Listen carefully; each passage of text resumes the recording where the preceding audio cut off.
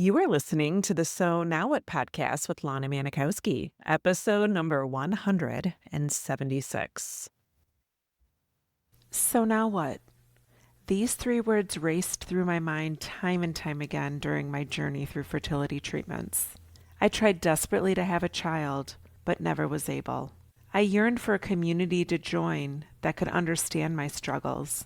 I couldn't find one, so I created one with the So Now What podcast. I love that you found us. How are you?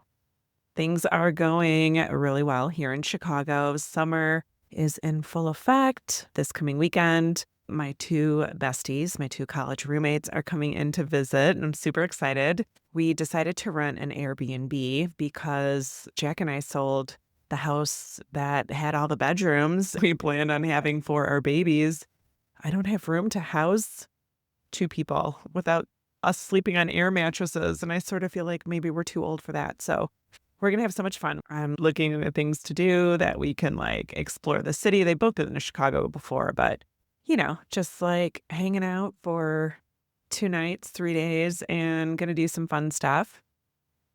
Also, mark your calendar now. I was invited by Stephanie Joy Phillips, the founder of World Childless Week, to host a webinar on Saturday, September 20th. The name of the webinar is Redefining Your Identity as a Childless Woman. Let's be honest, it can be challenging to see yourself as somebody without children when you thought that's who you were going to be your whole life. Putting together an awesome panel, some of my former clients in Thrive After Infertility, and there's going to be women for various reasons who found themselves childless that are going to be speaking on the panel. So I'm super excited to share that with you.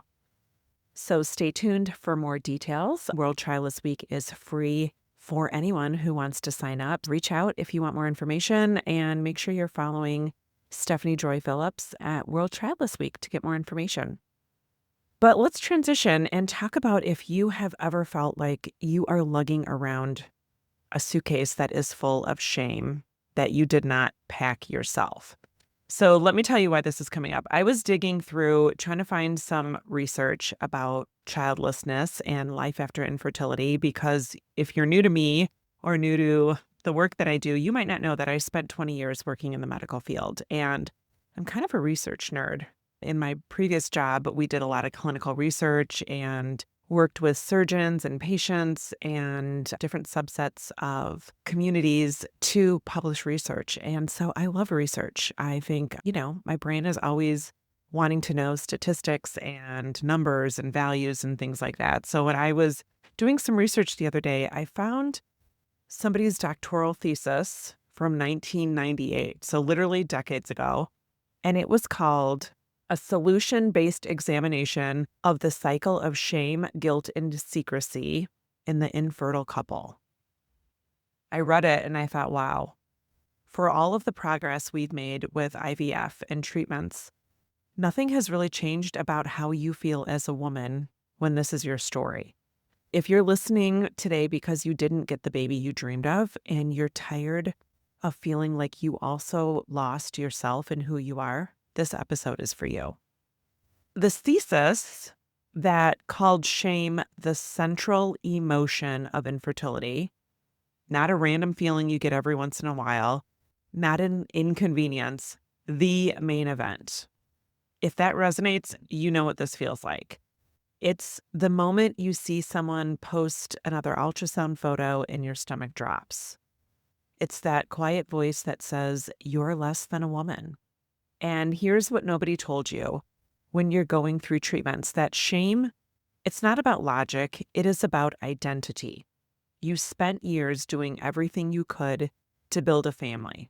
Let's be honest, you followed everything they told you to do, the protocols. You sacrificed time, you spent a ton of money, and your sense of safety in your body. And when it didn't work, shame stepped in and said, "See, you failed." But you didn't fail. You grieved, you survived, and you do not need to keep carrying this shame forward. Not only is it the shame, it's guilt, because guilt is shame's twin sister. Guilt tells you that there must be something that you did wrong to cause this. You waited too long to find the right person. You worked too hard. You prioritized the wrong thing. You weren't grateful enough. So this thesis went on and talked about how women blame themselves for things that happened decades ago. Abortions, illnesses, miscarriages, even relationships that they were ready to get married or move forward in a coupled relationship or to start building a family with this person. So what happens is this guilt convinces you that this is your punishment. So I want to say this as clearly as I can. Infertility is not your punishment. It's something that happened to you. It doesn't define who you get to become. And then the third part of it is secrecy, that part that quietly eats away at you. You probably learned that early on to keep quiet because you didn't want the judgment. You didn't want the pity because you couldn't handle one more person giving you advice and telling you just relax because you were so tired of being the cautionary tale. But the problem with secrecy is that it turns your pain into a private prison. This researcher who wrote this thesis described it as a cycle. You feel ashamed, so you hide. And when you hide, you feel more ashamed. And if you're honest, you've probably been stuck in that cycle longer than you want to admit. Maybe you're listening to this and you're thinking, okay, but what does any of this have to do with me today? I'm done with fertility treatments. I'm no longer pursuing my path to motherhood. But here's why it matters. If you don't recognize these patterns, the shame, the guilt, and the secrecy, you just keep living that same day over and over and over. You keep declining invitations. You keep making yourself smaller in rooms full of parents and moms. You keep thinking that you'll always feel like the outsider. But, my love, that is not the only version of this story. You get to create something new. Even if you never had the baby you dreamed of, you still get to build a life that you are proud to wake up to. And how do I know? Because not only have I lived this, I help women do that exact same thing. And I told you that I was going to have some panelists that I've worked with previously on my World Childless Week webinar.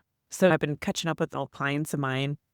And I was talking to one of them about joining me on this panel. And she shared with me like how excited she is to talk about this transformation and this identity that has changed in her, and how much of that she attributes to working with me and Thrive After Infertility, because before working in Thrive, she felt like she was always standing on the edge of her own life and seeming like everyone was moving forward. She was avoiding going to social events. She stayed quiet.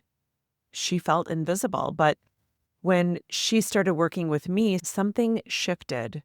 She started learning how to separate her worth from motherhood. And she told me that she's back to hosting her monthly dinner parties that she used to have years ago in her home. She's the one who's out there reaching out to make plans, and she doesn't feel like she's sitting in the back row anymore. And she told me when she goes to work events, she loves that she feels like she's taking up space on purpose, and that she now sees her life and the way she shows up in her life with the thought that she repeats to herself, I am allowed to belong here. And I just freaking love that. I am allowed to belong here. And that's what the work that I do is all about. It's not about surviving. It's about becoming proud of who you are again. If you're tired of guessing how to rebuild your identity and this life without children that you thought you'd have, that is where my Thrive method comes in. It's a whole methodology that I created. And when you work with me in Thrive, you don't just get vague support or an app to talk to or a room full of people on a Zoom screen where one or two people are talking every week or a random pep talk. I, through the Thrive method, offer a clear roadmap to help you rebuild confidence in who you are, how to reconnect with relationships that you might have been avoiding, how to create meaningful milestones so the next decades of your life aren't filled with this blank canvas that feels exhausting and overwhelming because you thought you were going to become a mom and you thought that the milestones of motherhood would just gracefully lead the next decades of your life. So if you're ready to stop sitting on the sidelines of your own life, know that I can help you figure out what comes next. That is the work that I do. That is the love for the work that I do, because I think it is so important to look at where you are and what's getting in the way. What life can look like when you finally feel proud of who you are, even if it turned out so differently than you planned. So imagine how this thesis from 1998 could describe your experience today, but it does not need to describe your future, because you get to decide how the next part of your story unfolds. And I am absolutely here to celebrate you and help you write it. So I hope you have a beautiful week. I love you. And remember that it's never too late to discover your meaning. I'll talk to you next week. Hey, if your ears perked up when you heard about Thrive After Infertility, the 12-week coaching program I created for women who are ready to create the life they love without the children they dreamed of, let's talk. This program is where everything starts to shift. You don't have to figure it out alone. You don't have to stay stuck or in a life that just feels like it's happening to you instead of for you. Take a peek at the show notes for the link to book your free 45-minute Thrive call. And in that call, we'll create a plan for you about what's next, about how you can create a life you love and start to thrive after infertility.